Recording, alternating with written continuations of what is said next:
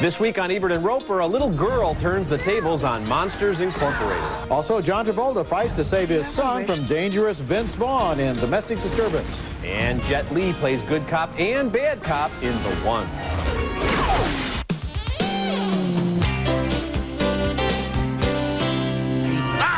Feel the bird. You call yourself a monster? Scary feet, scary feet, scary feet. Look, the kid's away. Billy Crystal is a wisecracking eyeball, and John Goodman is the scariest creature in town in Monsters Incorporated, one of 5 new movies we'll be reviewing this week. I'm Roger Ebert.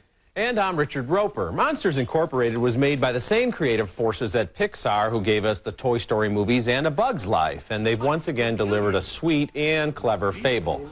Most of the story takes place in Monstropolis, the world that exists just behind the closet door in every child's bedroom.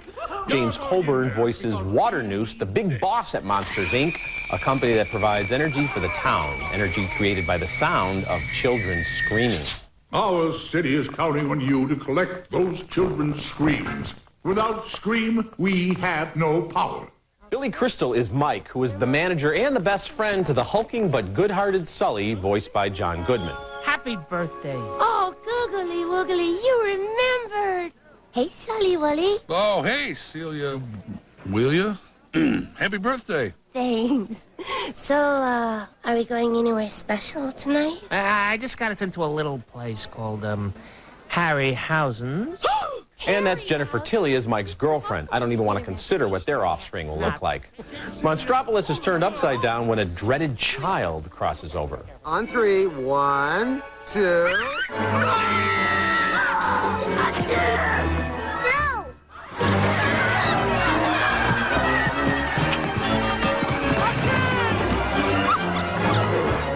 Pixar used cutting-edge technology to make Monsters Incorporated an even more vibrant piece of eye candy than its previous films. And with its soothing message that monsters are actually afraid of children, this is entertainment as therapy for small kids. But even though there are quite a few visual winks and story developments aimed at older viewers, this is a simple, soft, G-rated feature that will have adults checking their watches.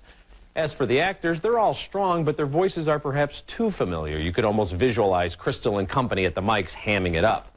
But I am recommending Monsters Incorporated strictly as family fare. Well, of course, you can recognize the voices, and there are now voiceover stars like John Goodman and Jennifer Tilly, whose voice you could pick out of Yankee Stadium.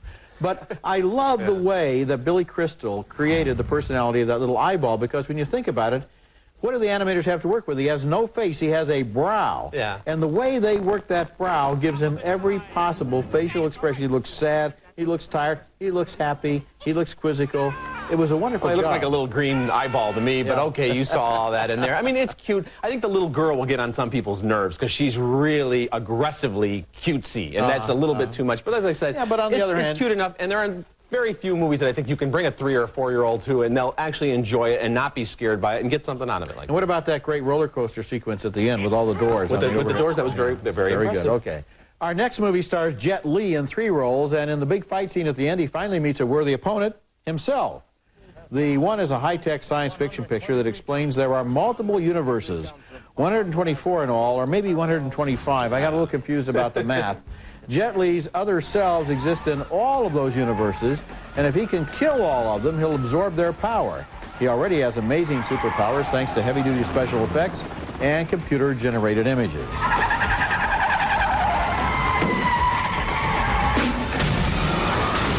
That character, the villain named Yulaw, has gone on a murderous rampage and killed all but one of the others in the parallel universes.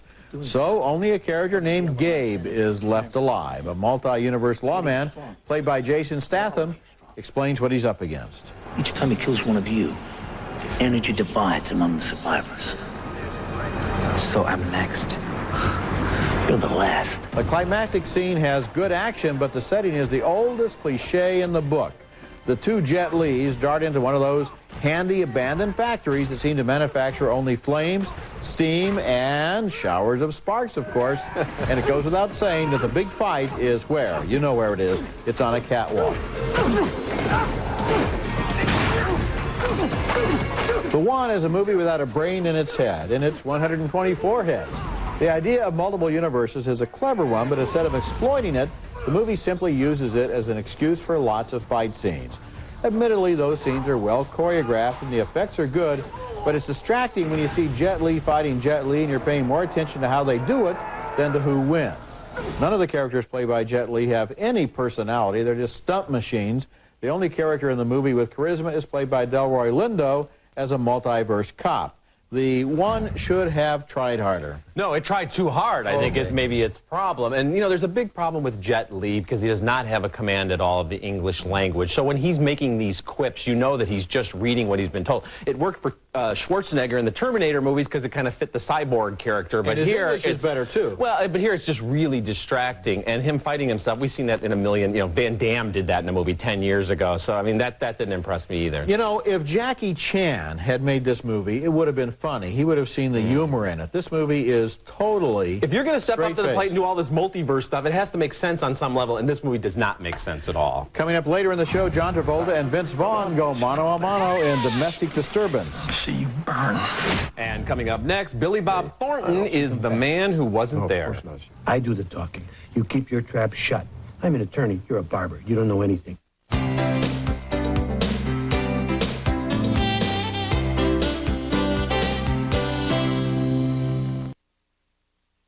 What's your card, honey?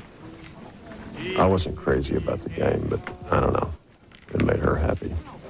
And I found this setting peaceful. Jesus, bingo. Bingo! Billy Bob Thornton and Frances McDormand are an uneasily married couple living in 1949 California and in the film noir imagination of the Coen brothers in The Man Who Wasn't There. With its black and white shimmer and its story of ordinary people trapped in a downward spiral, this has the look and feel of a minor classic playing on late-night TV. Thornton plays deadpan barber Ed Crane, whose wife Doris is having an affair with her boss. I've been carrying on with a married woman. No one you know. And now the chickens are coming home to roost. I got a note. A blackmail note, you know. And that's James Gandolfini as Big Dave, who doesn't know that Ed is the one blackmailing him. When Doris is falsely accused of murder, Ed hires a slick attorney played by Tony Shalhoub. So in addition to my retainer, you're paying hotel, living expenses, secretarial, private eye if we need to make inquiries, head shrinker should we go that way. We'll talk about appeals if, as, and when. For right now, has she confessed? No, of course not. She didn't do it. Good, that helps. There's also an unsettling but somehow touching interlude featuring Scarlett Johansson as a neighbor girl named Birdie with a gift for the piano, or so Ed believes. Mostly, though, Ed is a man with terrible instincts. He's so passive, he's barely awake most of the time, but when he does make a decision, whether it's to invest money he doesn't have in a dubious scheme or to befriend the sweater-clad Birdie, the consequences are almost always damaging. With a sly, offbeat story, that glorious black and white photography, and a half-dozen shining performances, The Man Who Wasn't There is one of the best films yet from the Coen brothers. I wouldn't put it quite that high. You know, Fargo was kind of in a stratosphere by itself, but this is a wonderful movie to look at and to experience. And the Coen brothers obviously love the cinema with every atom of their being. And this is a movie that the more you like black and white and the more you like film noir and the more you like these ordinary guys who get trapped in way over their heads with all kinds of cockamamie schemes that go disastrously wrong, the more you're going to like this movie. In other words, the more you're really a movie fan, and not someone who just goes once a month to kill 2 hours. The more you really appreciate cinema, really top-notch writing and some great supporting performances from Scarlett Johansson and from James Gandolfini, who's really good here. So I don't know what, there's nothing really that doesn't work for me. You know, the hero of film noir is usually some little milquetoast or some guy who just has had a job for a long time and has never done anything extraordinary until he comes into contact with a femme fatale or some chance to get rich. But Thornton carries this to an extreme. He really is the man who wasn't there. He is nothing until he gets involved in this plot. And then he fervently wishes that he had always remained nothing instead of what does happen. Yeah, he's perfect in this role, and he really just holds back. He doesn't do any of those Thornton eccentricities that he sometimes relies on. It's great. Coming up next, John Travolta fights for his family in Domestic Disturbance. And looking ahead to next week's openings, we'll review Jack Black seeing Gwyneth Paltrow through rose-colored glasses in Shallow Hal. Right there. Is she behind the rhino? My son is living with you in your house. And I have absolutely no idea of what kind of man you really are. And honestly, that scares the hell out of me. John Travolta's ex-wife has just married Vince Vaughn in that scene from Domestic Disturbance, and now Travolta is hearing alarming things from his 12-year-old son about Vaughn's behavior. Since it's clear to the audience that Vaughn is the bad guy and Travolta is the nice guy, there's no suspense so much as terror as the boy's knowledge puts him in danger. Meanwhile, Vaughn is threatened when an old associate turns up unexpectedly. He's played by Steve Buscemi. You know, when we were on the inside doing our little stretch, we don't take our best shots at imagining where you'd run off to spend our money. You're lucky it was only me who figured it out. You know you're in trouble when Steve Buscemi is your associate. Travolta's son has been known to lie, but now he turns into a witness against Vaughn, and Travolta is worried about his son's safety. You touch so much as one hair on my son's head, and I swear as God is my witness, that'll be the last thing you ever do in this world. Matthew O'Leary plays the boy, and Terry Polo is his mother. She tries to get her son out of the house safely. Susan?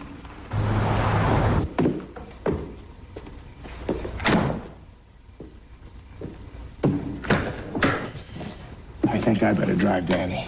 I'm fine. I think I'm fine. Get out of the car, Susan. Mom? It's okay. Are you okay? I just need to hang on to him until I'm someplace safe. Please don't do this.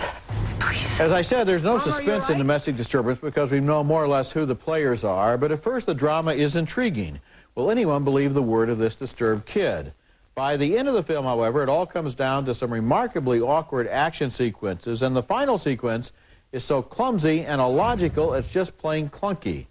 What bothers me more, though, is here's a movie where a 12-year-old boy witnesses a murder and an incineration, sees both of his parents beaten and threatened with death, and causes an electrocution, and the MPAA rates it PG-13 while saving the R rating for affirmative films like Waking Life and Amelie. Yeah, that's a good point. I mean, more to the point to me is that this is just a really horrible film with some really good actors in it. You're right about Steve Buscemi. When he shows up at the wedding, you might as well have the killer from Scream and the Corleones on the porch. I mean, you're like, okay, we know that Vince Vaughn is a bad guy. Yeah. Why not have us wondering for a while if it's really just Travolta's character who's imagining things, he's got a drinking problem, we're told, or the kid who's a pathological liar. So they blow it right from the start, and then it just turns into the typical, you know, the dumbest cop in the world. I don't believe this story. Go on home now, kid. It was just ridiculous. This is another example of a really fine cast and a good-looking production put at the service of a lame-brain screenplay. I mean, hasn't Hollywood learned anything in 100 years about how to develop suspense and how to keep audience interest? No, and audiences, unfortunately, still go to a lot of these kind of movies. And, you know, when the cell phone rings and you're trying to get away from the killer, that's the time to let voicemail kick in. Yes, that's right, yes. All right, next is Amelie, a French confection that wanders from scenes of beautiful inspiration to moments that were so sweet I felt the onset of tooth decay. With her cartoon cat eyes and her Audrey Hepburn vulnerability, Audrey Tautou is pretty near irresistible as the title character, a shy and fragile loner who finds it easier to connect with strangers than to establish lasting relationships. When she helps a blind man across the street, she opens his world. Là, on croise la veuve du tambour de la fontaine. Elle porte la vareuse de son mari depuis qu'il est mort. Attention, hop! Tiens, l'enseigne de la boucherie Chevalier a perdu une oreille. Ce rire, c'est celui du mari de la fleuriste. Il a des petites rides de malice au coin des yeux. Vous sentez ce parfum? C'est Pépone qui fait goûter ses melons aux clients. Amelie feels a profound and deeply personal connection to her beloved Paris and everyone who lives there. Elle prend plaisir à se poser des questions idiotes sur le monde ou sur cette ville qui s'étend là sous ses yeux. Combien de couples, par exemple, sont-ils en train d'avoir un orgasme à cet instant précis? She develops a crush on an equally odd sort. This guy collects discarded pictures from photo booths. C'est vous?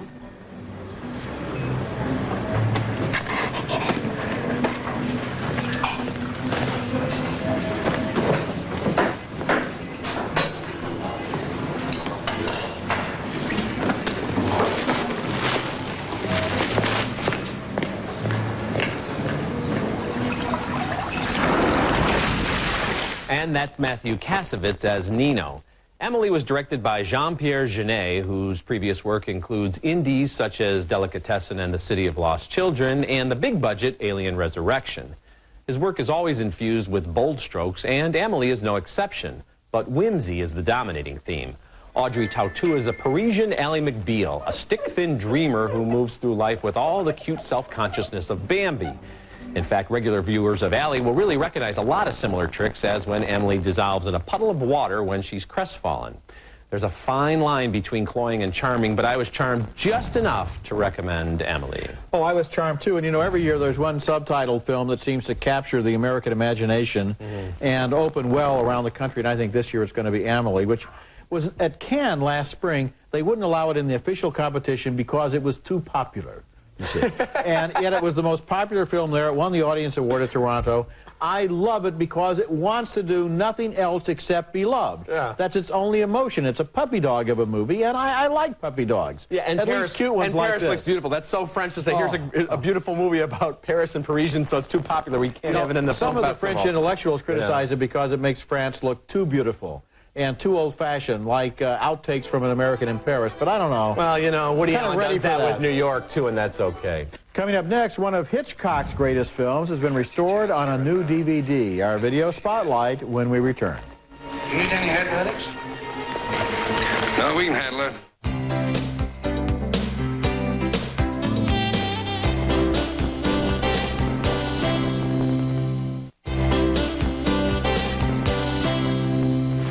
Where'd you get the key off his chain? Yes. Let's hope the liquor doesn't run out and start him down the cellar for more.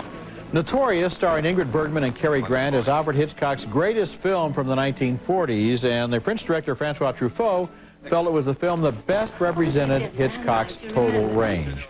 A beautifully restored print on a DVD from the Criterion Collection is in our video spotlight this week, and here's part of a famous 2-minute, 37-second shot set at the time to be the longest kissing scene in movie history. This is a very strange love affair.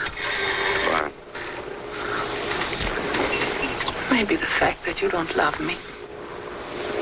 Hello? Paris Hotel? Felling Inglés? It's T.R. Devlin. Any messages for me? When I don't love you, I'll let you know. The kiss goes on so long we can't show it all. And here's a crucial scene as Grant realizes Bergman isn't a notorious woman, but a brave one, and walks her out of a den of Nazi spies, while Claude Rains, her husband, is powerless to stop them. Well, what am I going to do? Start shooting? Hold on, Tony. You've only got about 20 yards to go. What happened, Eric?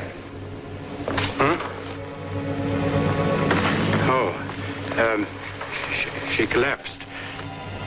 Mr. Devlin heard her scream when he was waiting for me. Come on, Alicia.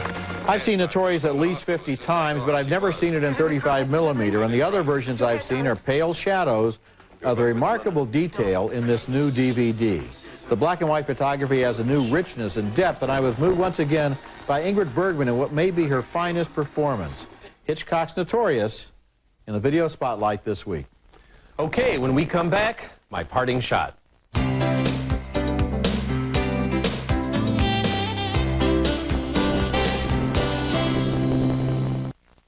Join Roger and Richard for the second annual Ebert and Roeper Film Festival at Sea. Set sail to the Bahamas, February 28th through March 3rd, 2002, aboard the Disney Wonder, with a stop at Disney's own private island paradise, Castaway Key. Call your travel agent or 1-800-945-3806. I met a guy on the train. So cute. You can track her down, you know. Whenever I see a movie character use the 555 telephone prefix, I'm immediately taken out of the story and reminded that I'm watching a movie. On the Line is the latest film to carry on this dubious tradition, as Lance Bass campaigns to find the girl of his dreams by asking her to call 555-8832. With a few exceptions, such as Magnolia, real phone numbers aren't used in films because studios are afraid people will then dial those numbers. Learn how to make that lady friend your sex-starved servant. But if you're spending tens of millions, why not spring for the cost of obtaining a few working numbers? For On the Line, for example, a real number in the movie could have doubled as a promotional tool containing one of the In-Sync songs from the soundtrack. Then again, maybe we're better off at the 555 prefix, and that's my parting shot. Okay, recapping this week's movies. 2 thumbs up for Monsters Incorporated, 2 thumbs down for The One, 2 thumbs up for The Man Who Wasn't There, 2 thumbs down for Domestic Disturbance, and 2 thumbs up for Amelie. So, up, down, 2 Total agreement. Well, your taste-o-meter's working once again. That's nice. Thank you so kindly. Okay, remember, you can check out all our thumb votes at our new web address, ebertandroper.tv, and read us in print at suntimes.com.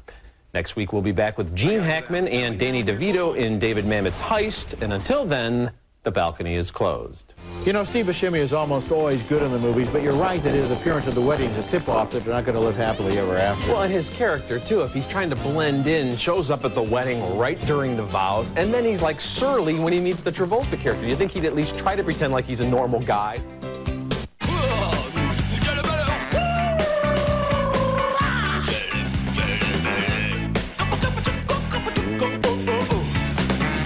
Facts of Life by Lysol.